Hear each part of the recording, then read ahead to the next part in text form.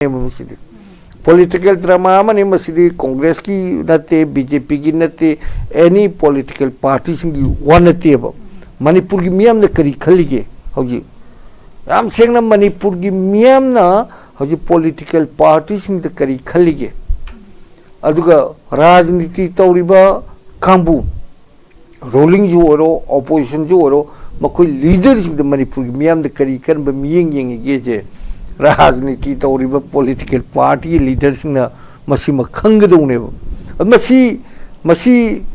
khangna nabgi maktane akogi mayol gi handaki khongsaniti oiba miyeng da moi masen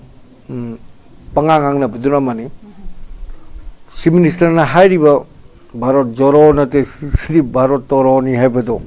adu ju sumakpa yai sumakta bisung yai kanam tak khangbangam te but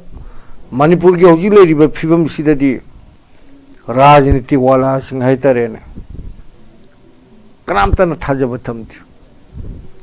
tha nipan helaba tha mapan suradaba surakadar ba sigi issue sido karamba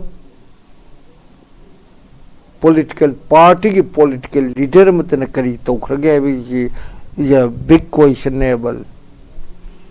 hadina Manipur ki miyam na kana buju thajaba leite hoji hoji election ne na election ki khudong chaba longna namne na tongnariba mayam si Manipur ki miyam na bu election da ngasagi important fear kadro BJP ki mifam da BJP pamjab khara adum yorom bai yai Congress ngarang ki jorone jatra du da Congress amdi magi sister organization sing pullaga adum yorom bai yai but Manipur ki issue ji kari no haibdi dasas itok tok do bano to rajniti gi adumba kano du da bu akhogi Manipur kan gadam ne na Manipur gi no ta thawai thadok gadam ne na lebi ba kambuj ne bu yorum gadro ai thajedi maramdi mogi concept ta mogi conscience ta akhogi Manipur kan daba yaro Himalaya ba gadam ta akhoi thawai thadok gadam ne akhoi thawai thadok ni hedna kayam ji thawai thagre kayam ji ashofan ne adugumba kambuj duna adugumba political parties ki mifam da yorum gadro thajedi mamale bang Manipur bu nuksiba kambuj di vote important piroi election de important piroi aduga political benefit pamba mioi khragi bagi family and magi relatives sing nadi madugumba du da important piramba ya aduna thoidona Manipur miyam na lumne logde akhoina khangjaba da akhoina as a media person media de leiba mi amoina Manipur miyam gi masagi moina khaliba thinking moi leidiba moi wakhalon ado moi behave mayam da yankanda Manipur de leidiba politicians and political parties the adu lumna lobuje ai logde na khale pangangang na buiwani election gi khudong chaba longna na ba election handak ki pangthok ka mamang du jagi ba handak pangthok ko riba lok sabha gi election jida magi party gi okay candidate sing ju mai pang na ba hona ba da sanarak pa political drama mane musidi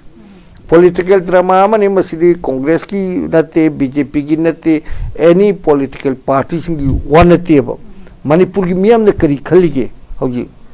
am seng na Manipur ki miyam na hauji political parties ki kari khali ke aduga rajniti tauriba kambu rolling jo oro opposition jo oro makoi leaders ki Manipur ki miyam na kari kan ba miyeng yeng ge je Rajniti tauriba political party leaders na masima khanggadone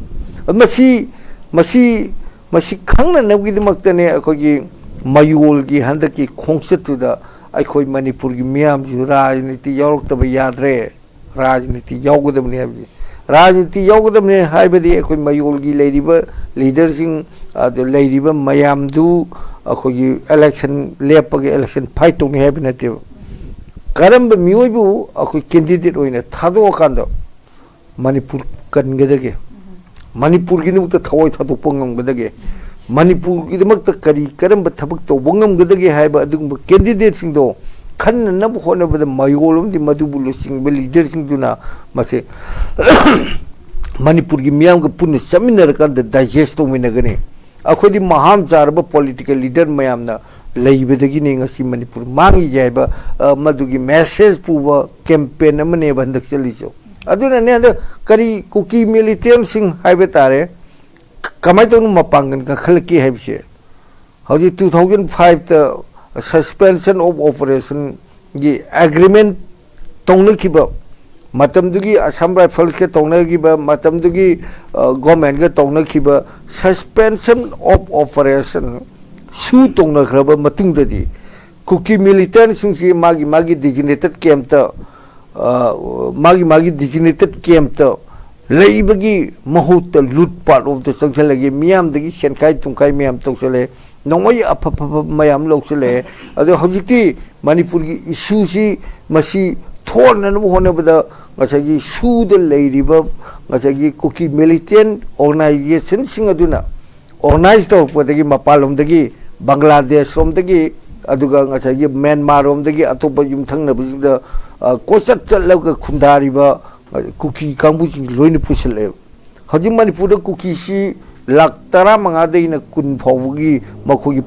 population yogre ne longneba haji kamjong mom da Sangal refugee camps मी लिंग तरह की मथक्ति हेनख्रे हजिब हजरीब सिगुब ma'am नब खुलाई पुरग चंगप कई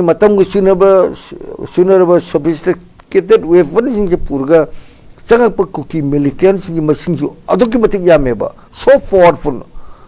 खुलाई फरे मी यामे kilometre 400 मुक्तन कोइसल थमीब तंपाकी सरुक cookie लालहौब चिंखों चिंजाद लोइना लेरगा चिंदोंद लेरगा लोइना कोइसल लेग्रे अदुना ngalaitan mitei singi mathakta mitei khulsing mathakta mitei yum singi mathakta ngalaitan attack toribal landara isine central force mayamama singda karida camp torgo post hangalei post tu ki manakta kuki militant sing lei kuki militant sing duna नोंबाई मिटे खुलसुने नोंबाई कापचले असोपन लेरे मिटे मियम सौरे होजी नपी मयाम अम यांग पोपी लाइन द होजी लमलाई लाइन द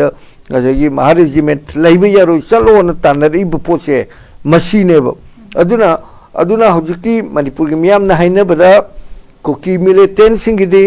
मोगी मसेन मबाइन नोंबाई मरु बम तोप आरपीजी मयाम अम पिसलग मपांगन हापी मितेगी खुलंगाप खुंजा सिंगिदी नोंगै मरु पिबिनबसु लेते बम पिबिनबसु लेते डबल बेरे लाइसेंस गन खर पायर कांदा खुनगाकसेबगी वाने अदुना अखोगी मितेगी खुलंगाप खुंजा सिंगिदी खुनमी सिंगिदी मक्तदी मतेंग पांगनबा मी लेते हायदना यामना तोयना लावी अदुगा खुनगाप खुंजा सिंगी चाना थंगनबगी दमक्ता इमा इबेन सिंग इसिनाउ सिंग लेदिबा लेकाय लेकाय गिलो ngam जब याखै चामा खाइना रकांदा मोगी असाथक थिलकांदा मखोगी पुनसिबु ngak सेलगा पिजे पिथक तौरिब सि पुनमक्से भारत जोरो ने जत्रा चलिब कांग्रेस की लीडर सिंग खंगब्रा सि पुनमक्से रूलिंग पार्टी द लेबा असागी पॉलिटिकल पार्टी की लीडर सिंग खंगब्रा एमएलए सिंग खंगब्रा मिनिस्टर सिंग खंगब्रा रूलिंग सुनो ऑपोजिशन सुनो लेरिब एमएलए मिनिस्टर सिंह खंगब्रा नत्रगा ngachagi rajniti tongne na tholaiba hauji lok sabha gi election gi debu question jeliba mayam sina khangbra masi puna masi khangdabgi mami do tarak padagi neba ngasi manipur gi miyam na rajniti tawriba rajniti wala singse khare yeningdre mogi wasan taningdre na hairi ji sineba hauji dakal di mathok tari di kuki sing loksal laga thamkhraba mitei khulsing सिंखों चिंगा लेरिबा मयाम से तकथोखिबा अदुगा मणिपुर बु separate administration Manipur की PU हाइदना demand तौरिबा ngसागी BJP की तरेट अमने cookie की अतोपा MLA अहुम अमने पुन्ने MLA 10 की मथक्ता action लो गवर्नमेंट का सस्पेंशन ऑपरेशन तौनेरबा सु मिलिटेंट सिंह मजुदगी विड्रॉ तौथो सूचना हलेनु भारत गवर्नमेंट इंडिया गवर्नमेंट मखोगी मथक्ता ऑफेंसिव वार अम लौथोक्त्रगसु मास कॉम्बिंग ऑपरेशन चथरकांदा सिटीजनशिप अमेंडमेंट बिंदु फजन चनहलकांदा कना कनानो मणिपुर फोरेलोमदगी चंगसलेइबा मिलिटेंट सिंह कनानो चिन कुकी नार्को टेररिस्ट सिंह कनानो नंबर 4 योलिबा कांबुसिन कनानो पॉपी प्लांटेशन तोरिबा कांबुसिन कनानो दो भारत सरकार मतु मसक खंगदो कांदा मणिपुरगी मरु फुंग तकथुकिबा मतमदुनेबा मणिपुरगी मियामना पामिके अजुदा मणिपुर शांति ओरकनी हैबनेबा आयता नोंमई अरोबी थाकता पाइसलगा मसिदैसिदा गुंडाइजमगी थबकता कुकी लालहौतु होबा कुकी मिलिटेंट कांबु अदुना ड्रग करबुरा तोब कांबुसुना मितेसिदा ओजन ओजन अटैक तोब मतमदबो मदुगी मसिगी असेंब वारीदु ngarang मणिपुर लाइबा अचगी कांग्रेस राहुल गांधी ने खंगमगद्रो मांगोदा कनाना फजना ब्रीफिंग तोरमगदगे अदुगा कांग्रेस की प्रेसिडेंट लाइबदुदा कनाने ब्रीफिंग तोरमगदगे चथरिबा लानसी कुकी ना होरकपनी मे ओहुमदगी होरकपनी करीदगी मोइना लान होरेनो Manipur government war on drug लाउथुबदगी रिजर्व फॉरेस्ट प्रोटेक्टेड एरिया अदुगा forest area forest protected area मैम से कन्नन होनरुबगी अदुगा एनकोर्सन मैम तकथुबगी पॉपी प्लांटेशन मैम अमा याथुबगी मांगहलुबगी अदु पुनमुसिंदो अदुगी मयोक्ते यानिंगदब फोंदोकगा चथरक पर लाने से मसी मालियमदे लेरिबा मियोय खुदिमुना खंगनरगसु कांग्रेस की लीडर सिंह खंगब्रा बीजेपी की लीडर सिंह खंगब्रा असी प्राइम मिनिस्टर नरेंद्र मोदी वही मसेर तंगांग मरम करिगनो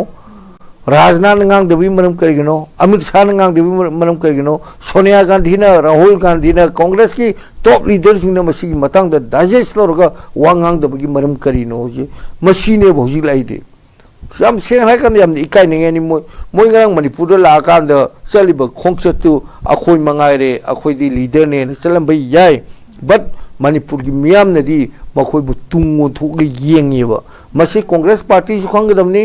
बीजेपी की ओर बीजेपी सु खंगदमनी लैरिबर राजनीति दल की राजनीति वलासिंग इलेक्टेड ओरब मयाम पुनम मणिपुर मियाम ने येंगनिंगदे बहुजि सुजरगा चाजरगा नोमजरगा हिंजरिबा hand to mouth people sing नोमगी सुजरगी हिंबे मयाम दु नोम कांग सिबे हिंजल इनेबा मधु मतेंग पांगिब कांबु मणिपुर कन्ननबने मतेंग पांगिब कांबु अदुगी कांबुदुना मोयबु येंगनिंगद्रजि मोय मतोंद क्वेश्चन तौजगदबने सी अमगी वानते मणिपुर कनगे हरगा दे थोलगा कनगदबने ngarang राहुल गांधी द कांग्रेस पार्टी ने ब्रीफिंग पीदे करिगिनो मणिपुर सिनी लाकांद कनोना सिदी राम बगल में सूर्य न मुख में राम बगल में सूर्य न कांग्रेस प्रेसिडेंट न हन मैयाब्रो मरुमनी हरगा जो नाक्सेप थांगे पमेदो अदु पॉलिटिकल भाषण नेबो कानदे अदु कांदिंग सि जो कांग्रेस प्रेसिडेंट कनोना मैगजीन न हारिन मणिपुर थुगाइबरी मणिपुर चीफ मिनिस्टर एनपी ने थुगाइनबो होनबने मदुगी पॉलिटिकल डायलॉग मयाम दो ड्रामा मयाम दो मणिपुर मियाम न तानिंग देब सीएम न हाइबोरजु तानिंग द्रेब हौजिक था मापन क्रॉस तौसलक्तोरबनेब था मापन क्रॉस तौरक्तोरब सिबावुद लैरिब सेपरेट एडमिनिस्ट्रेशन डिमांड तौरिब कुकी एमएलए सिंग दु एक्शन अम तलोगदे असा इ नौकिरने यामना मयेक सेंगना दुम हाइरिबिदुने अदु सेपरेट एडमिनिस्ट्रेशन तालिब आईटीएलएफ की कांबु कोटोगी कांबु फारगा दंती पीदी अखोगी महिरोई नुपी मसा अमगा नुपा मसा अमगा चटकिमदे lambda लोमदे चटमतमदा फारगा मांगन किबा असीबा Chang social media the उथोक के बिदुदा मदुदा मरी लेनब मीजु ngasi फाव फारब्रो मोइना फाइ हेबे मिदु हेक्ता चार्ज तौसलगा फारिब्रा मदुगी चार्ज सि थागलकबा कनानो करिनो फजना मयेक सेंगना उल्लब्रा अदु ngasi फाव उत्ते अदुगा सोमदना नोमई कामनरगा सिंथक्ते नोमई कापसलगांदा तंपाक्तन ऑपरेशन तौबगी सनेबियमा लैरिबसिसु थादोकपियु अदुगा मणिपुर शांति ओहनगे चाकलिबे मैजि कनगे हरदी कांग्रेस पार्टी सोरो बीजेपी सोरो अतोप पॉलिटिकल पार्टी सोरो मागी पॉलिटिकल माइलेज लौननो होनबदा इलेक्शन की खुदोंचाब लौननबगी मक्त चथरिबा भाषण मयाम दो तोथोफिरो फिल्ड थोलो इमा बेन अवाब येंगरो खुलंगा की खुंजा अवाब येंगरो हौजिक इलेक्शन की नते मणिपुर कंदब यारोय मणिपुर लेत्रमतमदा अखोने इलेक्शन लेफ्रग मिहुद ओइना लागा मिखल दु माइ पाग मिहुद ओइना लाक तोइसि मणिपुर लेत्रमतमदा कदाइदनो हौजिक लेरिबा फिबम जिदा खुलंगा खुंजा सिंगी पांगन खिदंग सोंथर मतमदा कुकी मयाम हुथरगे इम्फाल यावना लोइना डोमिनेट तौसनगेने मितै सिंग कदाइदनो ले हौजिक लेगिदबो खुलाई फंगे मीना मतिक चारे मी fungi Meena ngachagi kuki sing ne henjen gre makhoi mayam ne hupchel la kan de attack tor pom matam da bu tampak ta le be mitei sing kadom no chele gi lot ka der kadom chele gi hing do ri masi political party ki leader sing na rajniti tori ba kambu sing na u de ubangam de they want their political benefit